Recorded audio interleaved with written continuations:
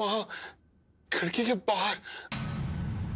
अब देखना, साहिब जी कभी ये नहीं सोच पाएंगे कि राज और अर्जुन एक है। अब बस हमें उनके घर और ऑफिस में तलाशी लेनी होगी ताकि हम सारे सबूत इकट्ठे कर सकें। फिर देखना कैसे साहिब जी खुद अपनी काली करतूतों का बयां देंगे।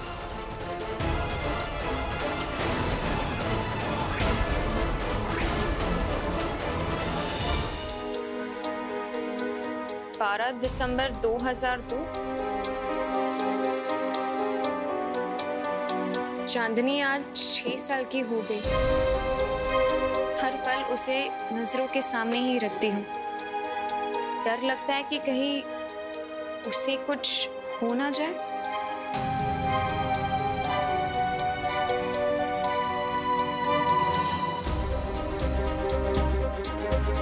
हर पल खतरा है उसकी जान को और हमारी भी। ना हम समझ पाए ना हमारे पापा कि वनराज नाम का ये इंसान आस्तीन का सांप है।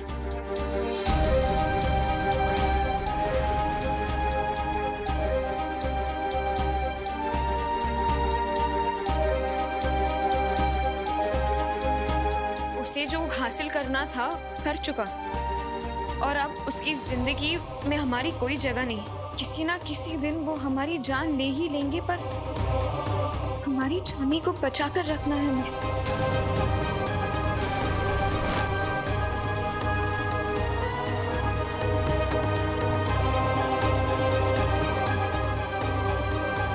चांदी बिटिया, कुछ मिला या नहीं मिला? ये माँ की डायरी। माँ की डायरी?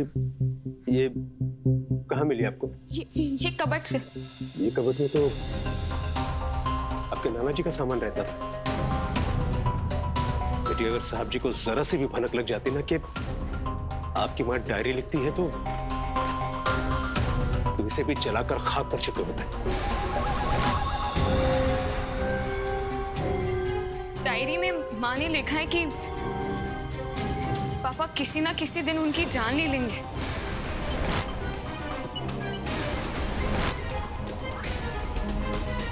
लेकिन माँ की मौत तो सर्किट हाउस में आग लगने से हुई थी ना।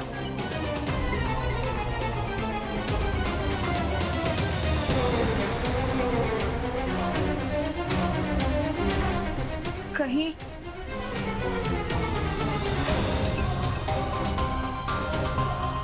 पापा का ये एक और छूट तो नहीं?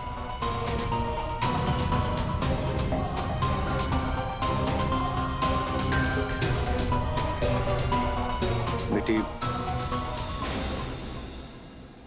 उस दिन सर्किट हाउस में हम थे, साहब जी थे, छोटे साहब जी थे और आपकी माँ थी। लेकिन आग की लपटों में चली सिर्फ आपकी माँ।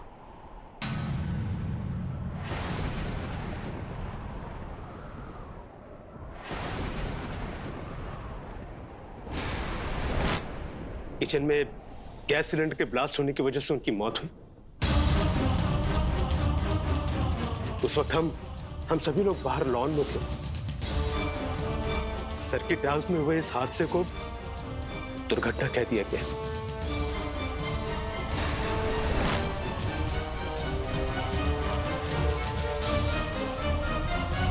उस दिन सर्किट हाउस में जो कुछ भी हुआ, आपकी मां के साथ जो कुछ भी हुआ, वो ना तो दुर्घटना थी, न संजोग,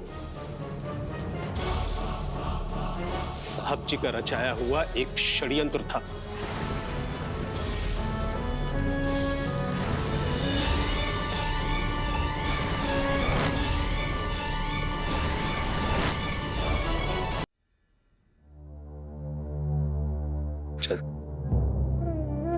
क्यों मारा हमारी माँ को? बेटे, अब सुप्रिया भाभी, आपकी माँ बहुत होशियार थी। उनकी नजरों से छुपा नहीं था साहब जी का चरित्र। संस्कार सेना की आड़ में उनकी काली करतूतें बढ़ने लगी थी। साहब जी की, साहब जी की, साहब जी की, साहब जी की। अभी उत्पात मचाए हो तो सजा तो मिलेगी ना। साहब जी, साहब जी। और अगर कहीं मर मरा गया तो उठाकर कानपुर की गंगा मैया में विसर्जित कर देना इसे। आपकी माँ के लिए संस्कार सेना उनके पिता की विरासत थी। उनकी नजर में संस्कार सेना लोगों की सेवा के लिए बनी थी, न कि राजनीतिक गठजोड़ के लिए। और साहब जी के हाथ में भाग दौड़ाते ही सेना का चेहरा बदलने लगा।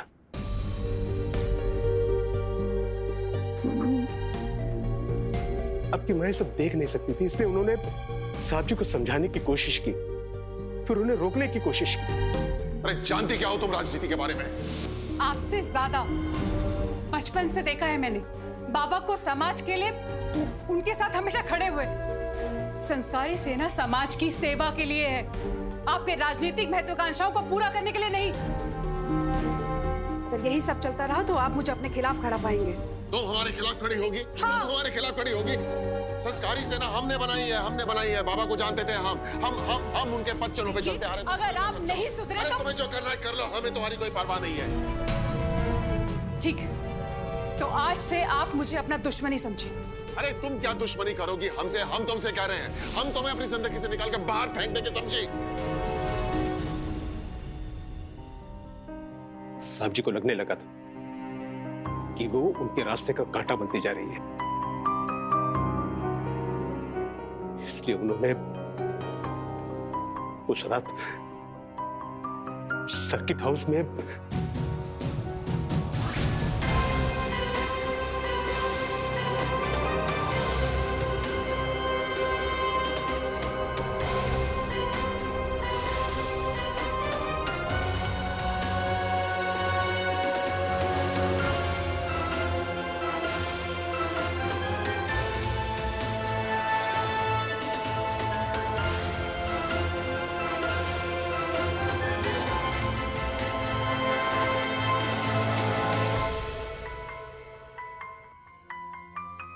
पापा ने हमारी माँ से शादी इसलिए की ताकि संस्कार सेना उनके हाथ में आ जाए, और उनका मकसद पूरा होते ही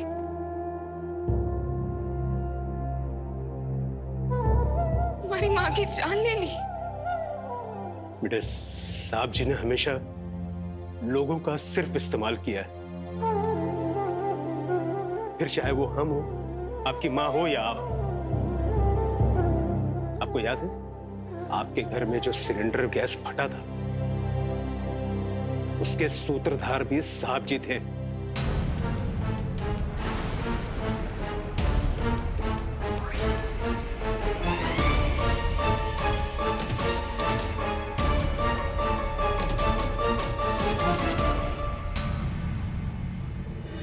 उनका इरादा आपकी जान लेने का था, लेकिन माँ बीच में आ गई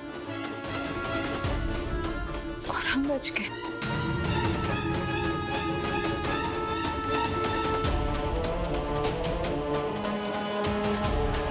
पापा हमारी जान भी लेना चाहते थे। हाँ, अगर वो जो चाहते थे हो जाता तो एक तरफ अर्जुन और उसके परिवार को मीडिया में उछालते और कोर्ट में घसीटते, और दूसरी तरफ जनता के दरबार में रोते गिड़गिड़ाते आपके बलिदान की कहानी सुनाते, और फिर उनकी सहानुभूति हासिल करके प्रदेश का मुख्यमंत्री बनना चाहते थे।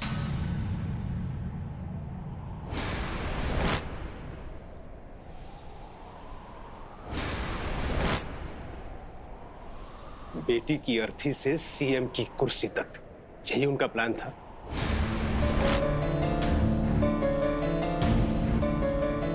लेकिन शायद हो नहीं पाया। लेकिन फिर भी वो खामोश नहीं रहे। सूर्य प्रकाश, उनका अपना सगा बेटा, उनका भी इस्तेमाल किया उन्होंने।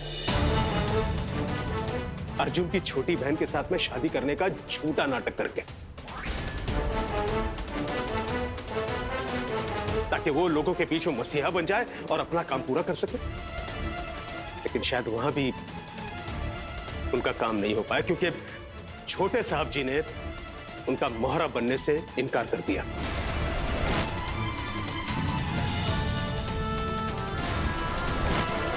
फिर सिंघानिया साहब के साथ झूठे वादे, आपकी शादी, वो रुकने वाले नहीं है बेटा। पापियों के पाप का घड़ा भरता है, लेकिन पॉलिटिक्स के पापियों का घड़ा भरता ही नहीं। उनके पाप की गंगा कोई रोक ही नहीं सकता।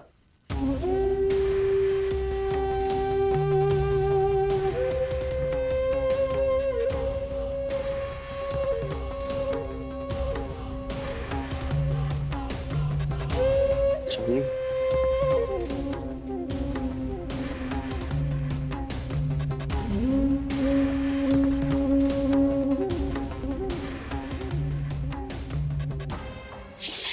इस आदमी ने ना सिर्फ तुम्हारी और हमारी जान लेने की कोशिश की,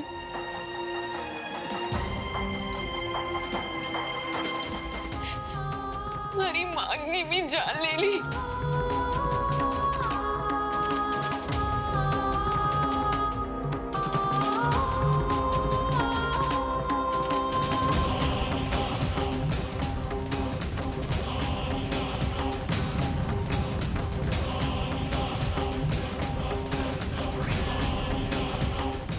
से वो हमारे पापा ने, सिर्फ साहिब जी,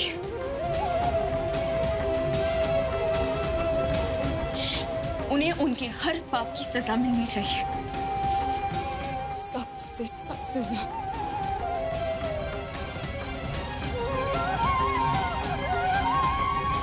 सुना तुमने? हाँ? मिलेगी, जरूर मिलेगी चांदनी।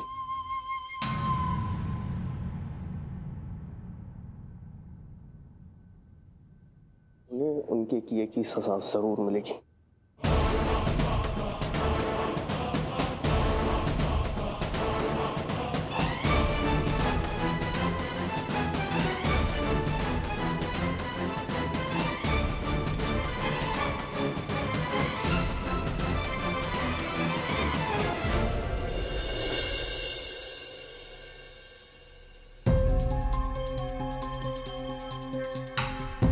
अरे माया, तुम अभी तक जगी हुई हो? वो आज ही रात, मेरा मतलब है अर्जुन अभी तक आए नहीं ना, तो मैं उन्हीं का। हाँ, हम भी उसी की राह देख रहे हैं। वो आ जाए, खाना खा ले, फिर हमें नींद आ जाएगी। पर आंटी जी, आप क्यों वेट कर रही हैं? बहुत देर हो चुकी है, और आप चिंता मत कीजिए, जैसे ही वो आएंगे मैं उन्हें खाना खिला दूंगी, आप सो जाइए। नहीं बेटा, तुम क्यों रहने। आप आंटी जी, आप इधर आइए। देखिए, मुझे अर्जुन ने बताया है कि इस वक्त आपको दवा खाना होता है और उसके बाद आपको सोना होता है। मैं आपकी कोई बात नहीं सुनने वाली और आपको चुपचाप यहाँ बैठकर दवा खाना है। आप मेरे सामने। अरे नहीं नहीं बेटा, नहीं, अरे मुझे कुछ नहीं सुनना। अरे ये लो, धर्मशाला बना के रखा है इस घर को, जिसकी भी मर्जी हो चला आता है रहने के लिए। परेशान हो गई हूं मैं। अब से हर रोज दवाई खिलाने की जिम्मेदारी मेरी।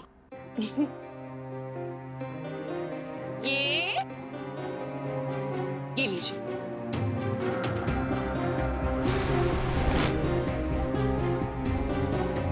ये हुई ना बात। अब जब तुम जगी ही हुई हो तो हम जाकर सो जाते हैं, है ना? जी, और आप अर्जुन की बिल्कुल चिंता मत कीजिएगा, मैं उन्हें खाना खिलाने के बाद ही सोऊंगी। Good night. Good night.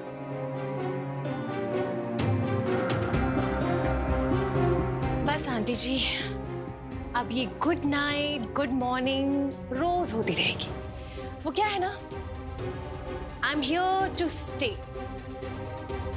You know what I mean?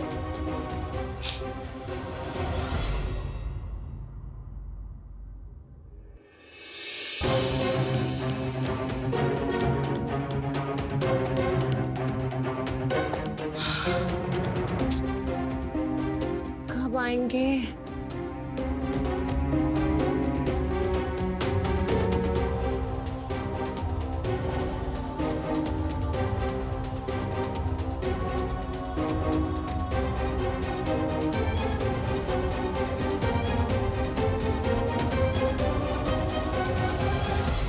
Maya, oh sir, आप आ गए? तुम यहाँ ऐसे? वो सब आंटी जी कब से आपका इंतजार कर रही थी। वो आपको खाना खिलाए बिना सोने नहीं जाने वाली थी, लेकिन मुझे अच्छा नहीं लगा तो मैंने उन्हें दवाई खिलाई और उन्हें सोने के लिए भेज दिया। लेकिन जाते जाते उन्होंने मुझे ये जिम्मेदारी सौंप दी कि मैं आपको खाना खिला दूँ। इट्स ओके, तुम सो जाओ, मैं खुद ही खा लूंगा। सर वो मैं ये कह रही थी कि आंटी जी ने मुझ पर कोई जिम्मेदारी दी है तो मेरी रिस्पॉन्सिबिलिटी बनती है कि मैं आपको खाना खिला। आप एक काम कीजिए, आप जल्दी से हाथ धो लीजिए, मैं आपके लिए खाना। माया रहने दो, थैंक्स, प्लीज। सर मैं जानती हूँ कि आपको ये सब पसंद नहीं है, लेकिन हम दोनों बहुत अच्छे दोस्त भी हैं और दोस्त होने के नाते मैं इतना तो कर ही सकती हूँ। ओके।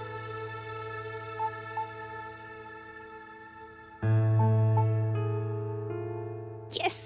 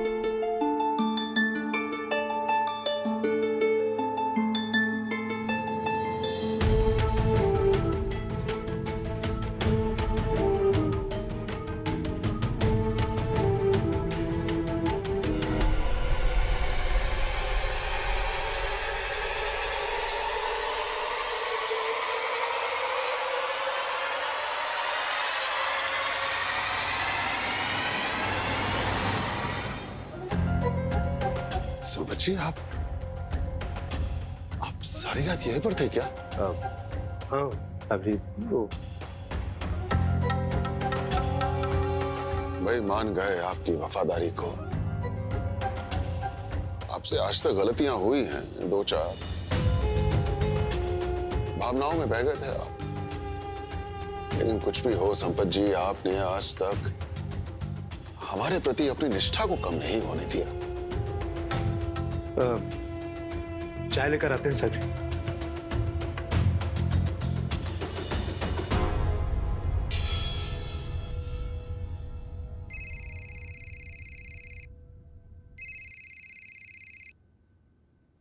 हेलो साहिब जी।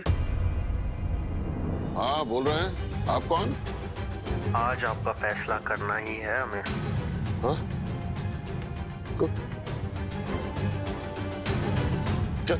कैसा फैसला? कौन बोल रहा है? हम अर्जुन शर्मा बोल रहे हैं।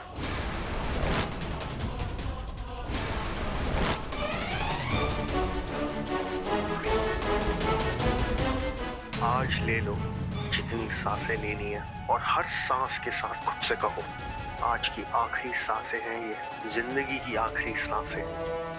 हम जानते हैं इस देश का कानून आप जैसे बदमाशों को कभी सजा नहीं दिलवा पाएगा, लेकिन ऊपर वाले की अदालत अब भी बाकी है साहिब जी। वहां सजा मिलेगी और वो हम देंगे। नहीं नहीं अर्जुन बेटा, नहीं, हमें क्षमा कर दीजिए, हमें क्षमा कर दीजिए। हम मानते हैं कि हमसे गलतियां हुई हैं आज तक, लेकिन हमें माफ कर दीजिए। हम चाहें तो आपको यहीं आपके ही घर में आकर मार सकते हैं, और आप लोगों की अदालत में आत्मा अगर खून कर भी दे तो सजा नहीं मिल सकती। आत्मा को ना नेता अदालत में बुला सकते हैं और ना ही पुलिस, लेकिन हमारी आत्मा को शांति तभी मिलेगी जब हम आपको उसी जगह मरता देखेंगे जहां आपने हमें गोली मारी थी। अब से ठीक 2 घंटे बाद हम आपका वही इंतजार करेंगे।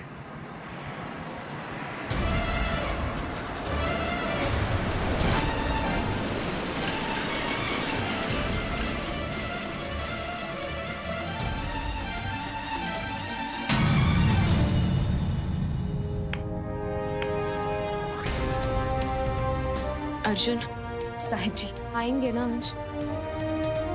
उनका बाप भी आएगा।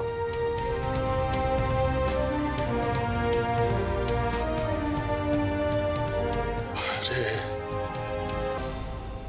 अर्जुन की आत्मा हमसे वही मिलना चाहती है जहां पर 2 साल पहले हमने अर्जुन को मारा था।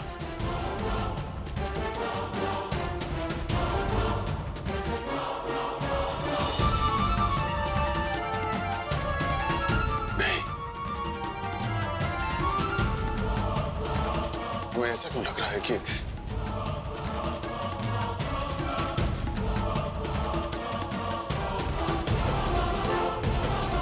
हाँ श्याम, देखो हम एक पता भेज रहे हैं तुम्हारे पास।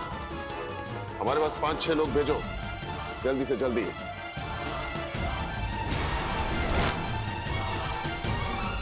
आज हमें किसी का हिसाब करना है।